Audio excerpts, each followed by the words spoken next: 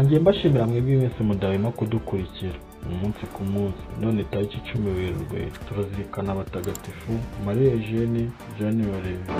Ushobora guhita wibaza ese imibereho y'aba batagatifu ni iyihe? Ubwitagatifuze bwabo ni ubuhe? Reka mfate akaruhuko turebera hamwe bimwe mu byaranze aba batagatifu ndetse n'ubwitagatifuze bwabo. Muri kumwe na Dusenge Gilbert naho mukanda.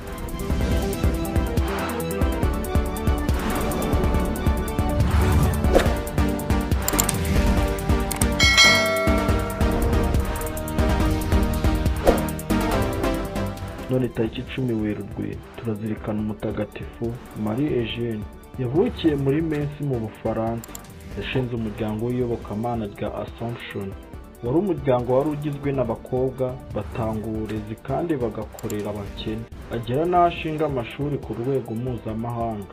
Yibanda guha uburezi abakobwa n'abagore.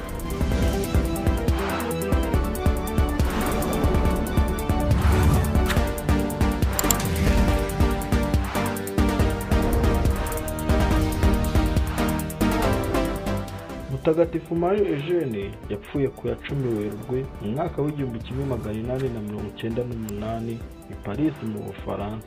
Yagizwe umuhire na Papa Yohani Paul wa II ku ya 15 Mutarama mu mwaka w'1975. Bimaze kwandikwa mu gitabo cy'abatagatifu na Papa Benedicto wa 16 ku ya 3 Kamena muri 2007. Akaba yibukirwa ku mpinduka yagize mu guteza imbere uburezi muri Kiliziya Gatolika ndetse no gufasha abakene.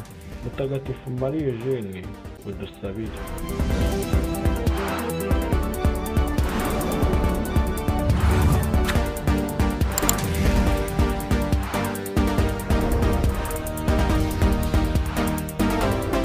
Kandi nanone kuri iyi tariki ya 10 Werurwe turazirikana Mutagatifu John Olivier.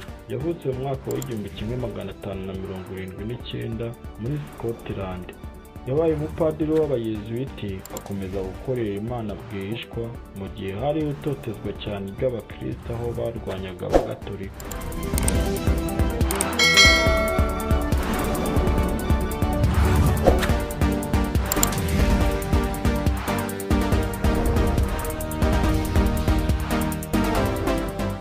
Yatawe muri yombi azira kwemera kwe mu mwaka w'1617 kandi yihanganiye itotezwa rikabije kugera n'aho yicwa rubozo kubera kwanga kuva ku idini Gatolika.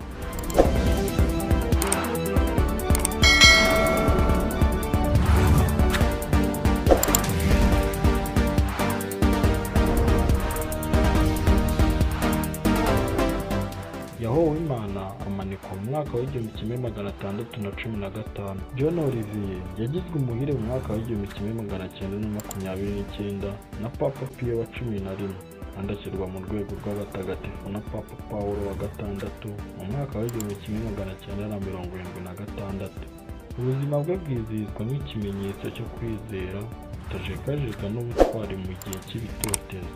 Mutagatifu John Olivier udusabire. Mwari kumwe na Dusenge Gilbert. Mbona no kwifuriza umunsi mwiza mwebwe mwese muzirikana umutagatifu Marie Eugenie na Mutagatifu John Olivier.